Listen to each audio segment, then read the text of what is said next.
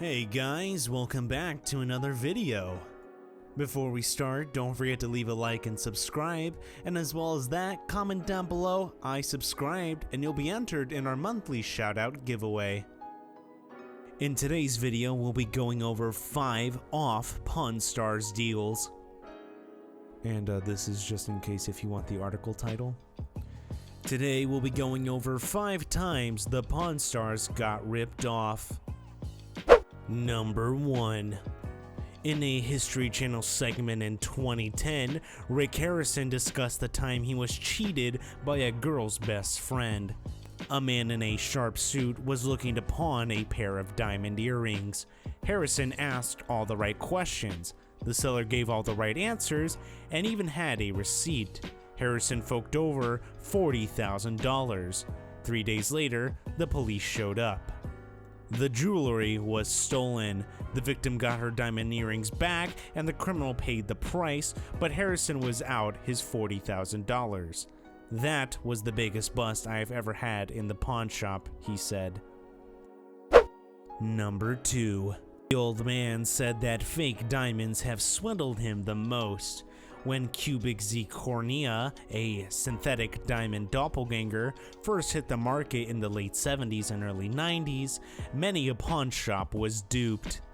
To quote the old man, nobody knew about them and they tested as diamonds. He went on record by saying he wasted nearly $30,000.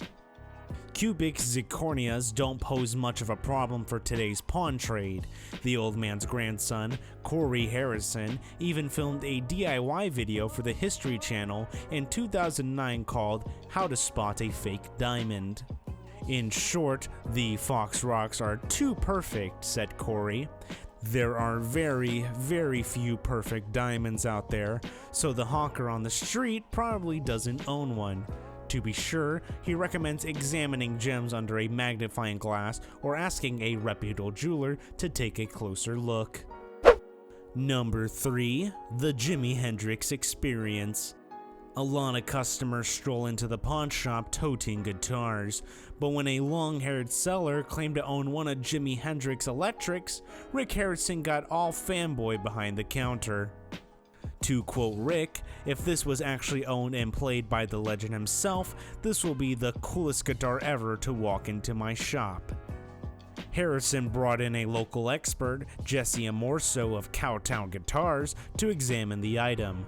Amorso confirmed the '63 Olympic white Fender Star Coaster was in fact played by Hendrix. It had the telltale scuff marks of the rough lifting left-hander, as well as historic photos, documents, and a serial number. Number 4. Rolex. Though Corey Harrison grew up in the pawn shop, he had to learn some business lessons the hard way. To quote himself, "When I first started working the night shift, I didn't have that much experience here, and being the typical 18-year-old kid, I thought I knew everything. It must have gone around town pretty quick because I bought 6 fake Rolexes in 1 week. His foolish ways cost him $4,000 and really ticked off his family." Viewers have learned there are thousands of tricks sellers use on fake timepieces. Corey's dad, Rick Harrison, shared some time-tested tips in a 2009 segment, but his bottom line was this: if you're going to buy a Rolex off of somebody, don't buy it off the internet, don't buy it off Craigslist, come to a guy like me if you want a used one, or go buy a new one. Don't buy it off the street. And finally, at number 5, the Shoeless Joe Jackson autograph.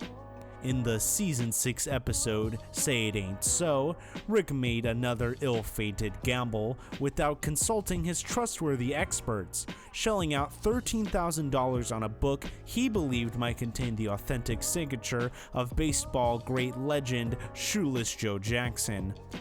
With that said, this will bring us to the end of the video. If you enjoyed this video, once again, be sure to leave a like and subscribe, and as well as that, comment down below saying I subscribed, and again, you'll be entered in our monthly shoutout giveaway. Thank you for watching, and I will see you guys on the next video.